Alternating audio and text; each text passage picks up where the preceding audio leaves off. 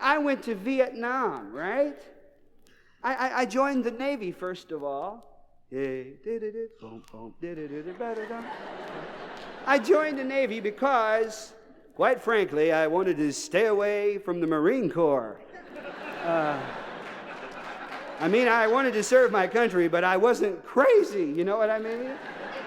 I want to get in the water. I want to jump down out of a pine tree. I want to kill them and jump on them, you know.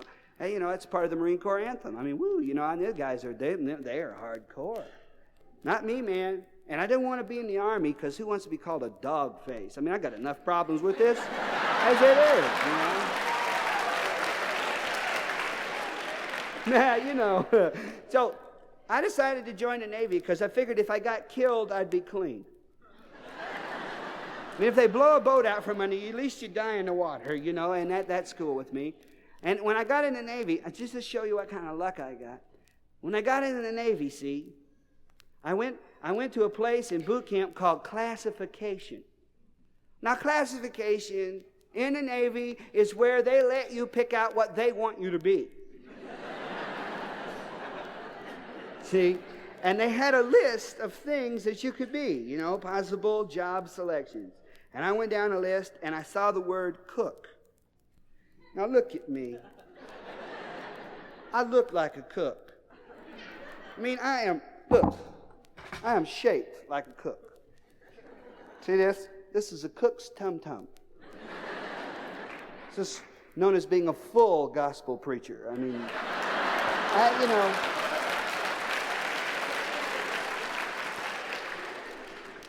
I said to the guy, I want to be a cook, man. I want to be a cook, man.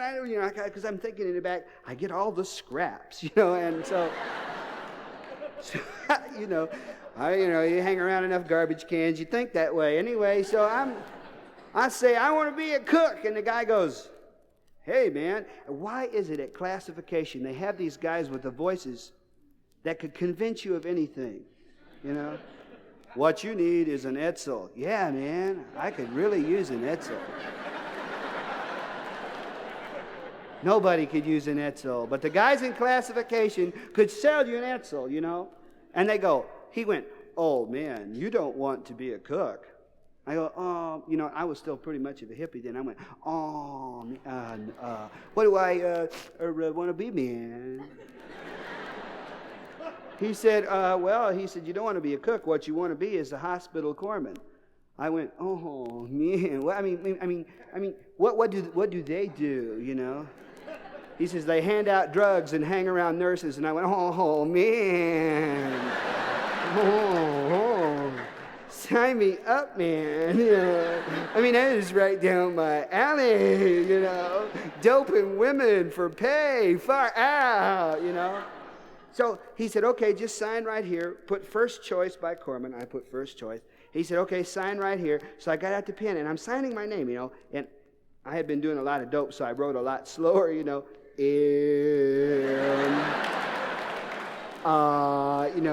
I felt a lot bigger I felt a lot better with one of those pencils that's about the size of a horse's leg,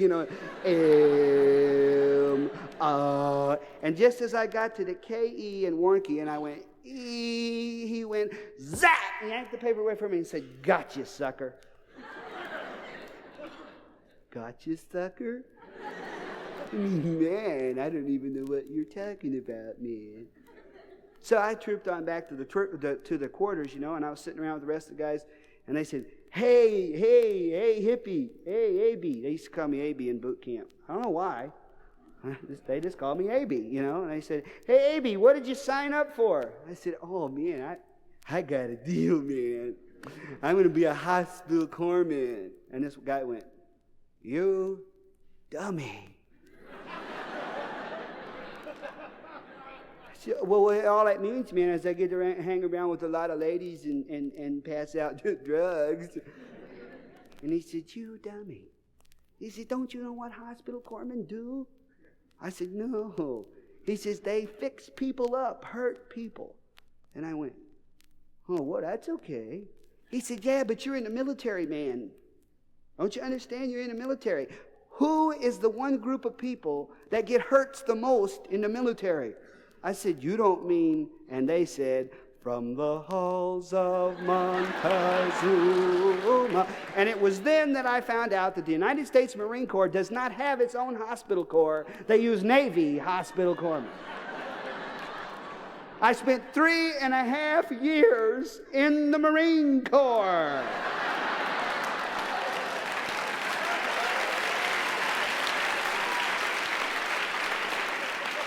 Don't wish me luck. Oh.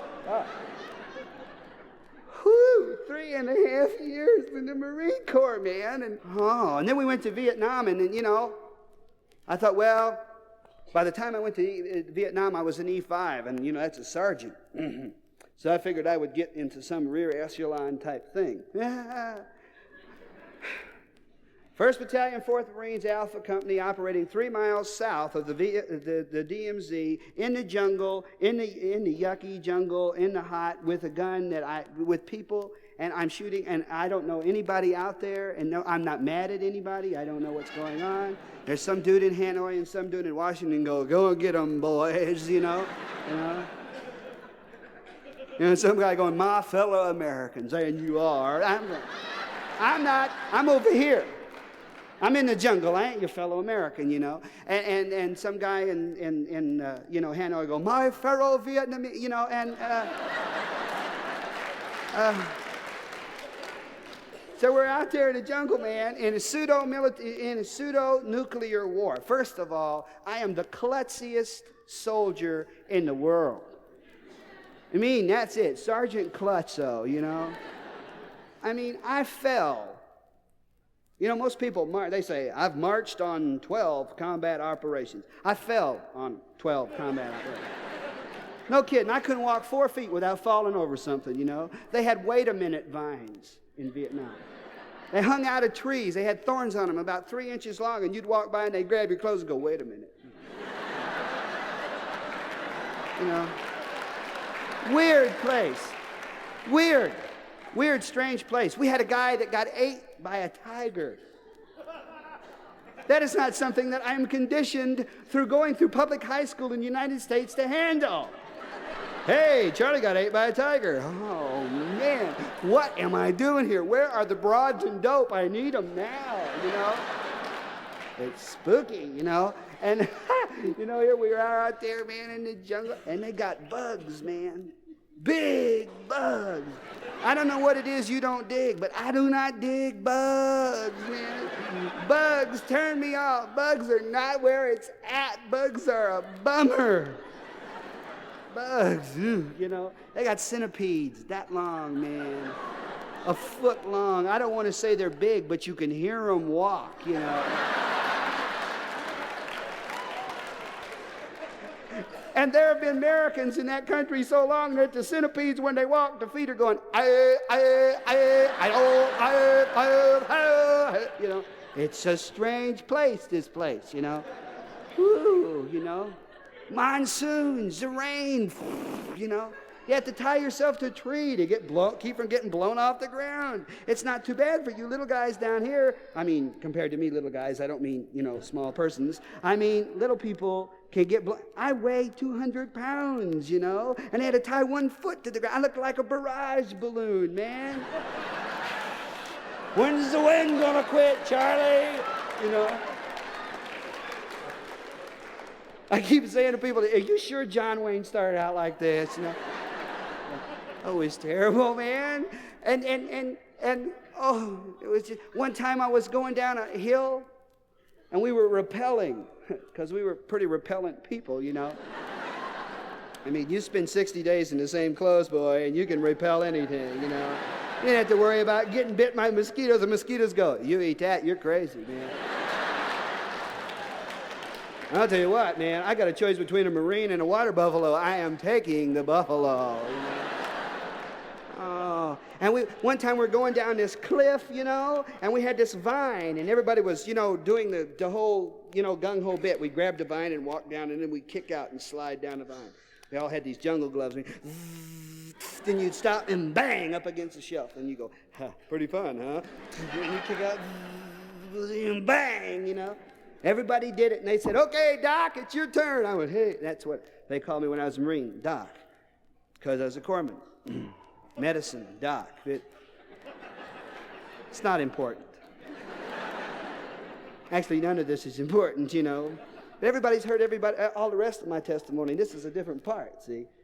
See, I got saved in Navy boot camp, so I was a Christian going through all of this, luckily. You know.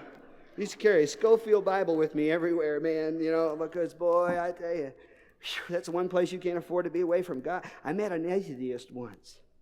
At least he was an atheist until we got to Nam. But the 4th week there, he had a chain on his neck. He had a cross, a Buddha, a Star of David, a star and crescent, an Indian arrowhead, some, you know, hair from a sheep or something.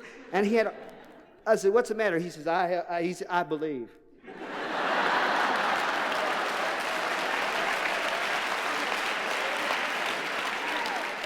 I said, what do you believe in, man? I can't tell from that chain. He says, I don't know, but in my position, I can't afford to make anybody mad. You know? Anyway, we're down on the rope, man. We're rappelling down, and they said, come on, Doc. So I grabbed the rope, you know, and I jumped off. Bing. Of course, when I hit the rock, it went. And everybody's on top going, hey, take it easy, you know. So I kicked off again, and the vine broke. And I went, snap. Oh, good. Look out below. And when I landed on a slope. So I didn't get hurt real bad. But I landed in a grove of baby banana trees. And it had just rained. And baby banana trees, after it rains, are like the inside peeling of a nanny. And when you hit them, boy, they are slicker than snot on a doorknob.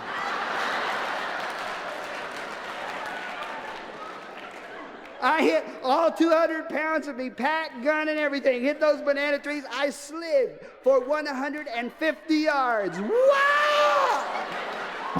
I think there was a Vietnamese in the grass getting ready to shoot me, but when I went by, he just went, yeah! And he turned around his partner. He said, oh, you see that?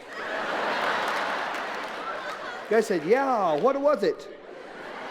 I said, it was either a fat marine or a harpooned hippopotamus. When I got to the end of my run, at the end of the 150 yards, it was a 10-foot drop into a river.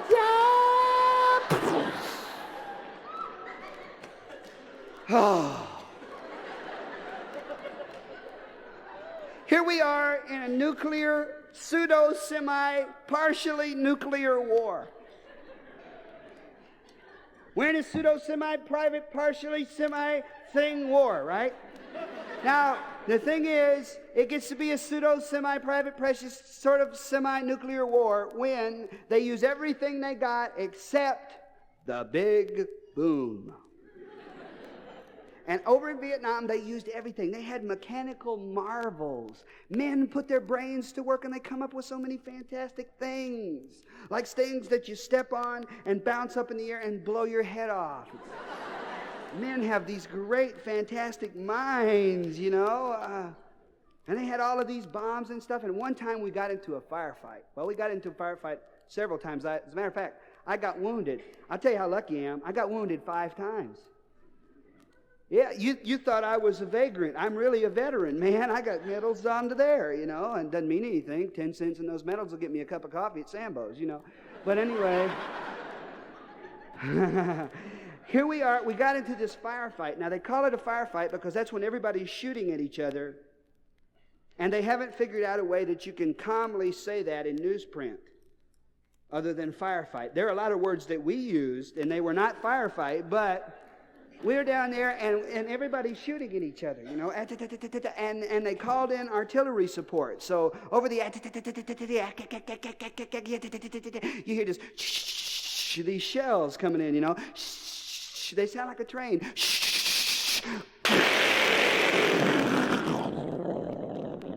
You know. Then somebody called airplanes, and they had these phantom jets. And they dropped this napalm, you know. So the whole general thing is,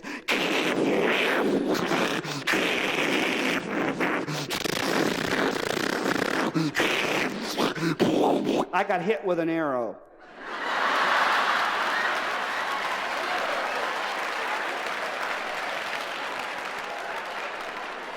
No kidding.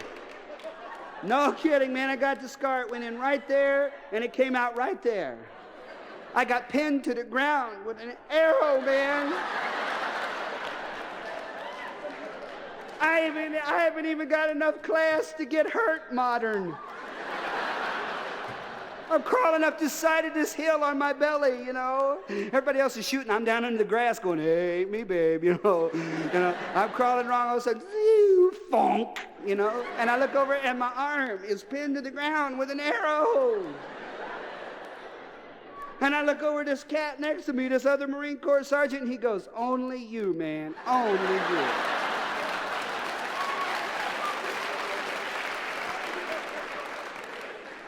I had this terrible desire to yell, circle the wagons, you know?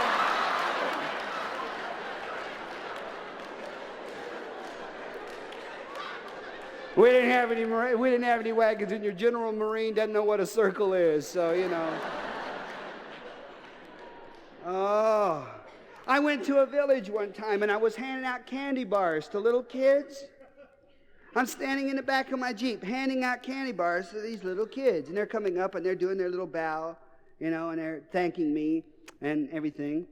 And when I get done, I'm putting the box back in the thing. And this 12-year-old kid goes into his house and he comes back out with a gun and he shot me. I get shot by little kids, you know.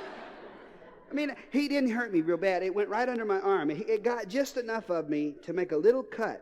But it hit my flak jacket with enough power, and that's what I had on, like a bulletproof vest sort of thing, called a flak jacket. I can't go into the whole details, but it deflected the bullet. Me and Norm Crosby are closely related. Anyway, a bullet hit the flak jacket, deflected under my arm, and it cut me just barely. It was just really minor, but it hit me with enough power to knock me out of the Jeep. And I'm falling out of the Jeep, and I'm telling you, the only thing I could think of, the only thing that was going through my mind was, if you don't like Hershey's with almonds, say so.